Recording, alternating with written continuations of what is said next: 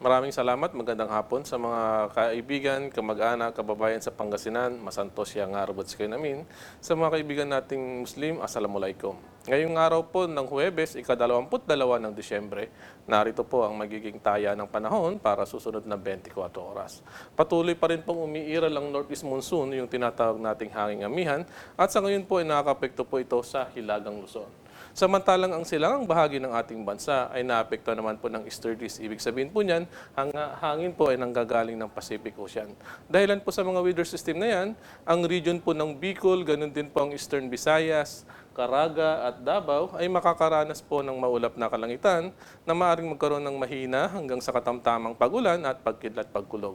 Samantalang ang Cagayan Valley, Ilocos Region, ganun din po ang Cordillera ay direkta naman pong naapektuhan ng Northeast Monsoon.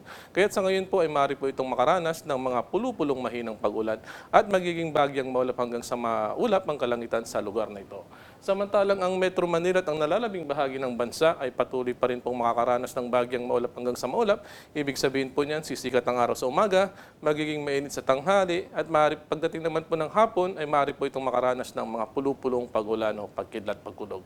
Samantala, ukol naman po sa update ukol sa bagyong nasa labas ng ating Philippine Area of Responsibility, ito po ay may international name na NAC-10. At sa ngayon po, isa po itong tropical storm kung saan ang lakas na hangin ay nasa 75 km bawat oras at bugso ng hangin na nasa 95 km bawat oras. As of 4 p.m., ito po ay nasa layong 1,320 kilometers silangan ng Hilagang Mindanao.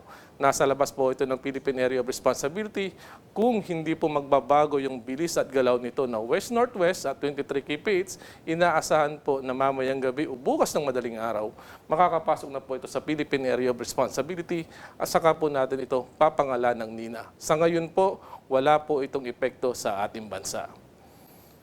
Samantala, para naman po sa mga kaibigan nating mga isda, mayroon po tayong tinaas na gale warning. Ibig sabihin po niyan, may kataasan po ang pag-alon ng karagatan dito po sa mga baybaying dagat ng hilagang bahagi ng Hilagang Luzon. Apektado po dito ang mga baybaying dagat ng probinsya ng Batanes, Calayan, Babuyan, hilagang bahagi ng Cagayan, at hilagang bahagi ng Ilocos Norte. Pakiusap po sa mga kaibigan nating mga isda na nakatira sa lugar nito, huwag muna pong pumalaot at masyado pong mapanganib. Lalo na sa mga maliliit na sakyang pandagat. Umaabot po ito ng mga 3 hanggang 4 na metro. Samantala, silipin naman po natin ang temperatura sa iba't ibang bahagi ng ating bansa. Dito po sa Metro Manila, nasa pagitan ng 22 hanggang 32 antas ng Celsius. Sa Baguio naman po, nasa pagitan ng 14 hanggang 22. At sa Tagaytay, nasa pagitan ng 20 hanggang 29. At sa Puerto Princesa, nasa pagitan naman po ng 25 hanggang 31 antas ng Celsius. Dito naman po sa Metro Cebu, nasa pagitan ng 25 hanggang 31 antas ng Celsius. Sa may Iloilo, nasa pagitan ng 25 hanggang 29. At sa may Metro Davao, nasa pagitan po ng 24 hanggang 30. At sa Zamboanga City, nasa pagitan naman ng 24 hanggang 32. At sa ating sunset at sunrise, lumubog po ang araw kanina, alas 5:32 ng hapon. Sisikat naman bukas sa ganap na alas 6:17 ng umaga.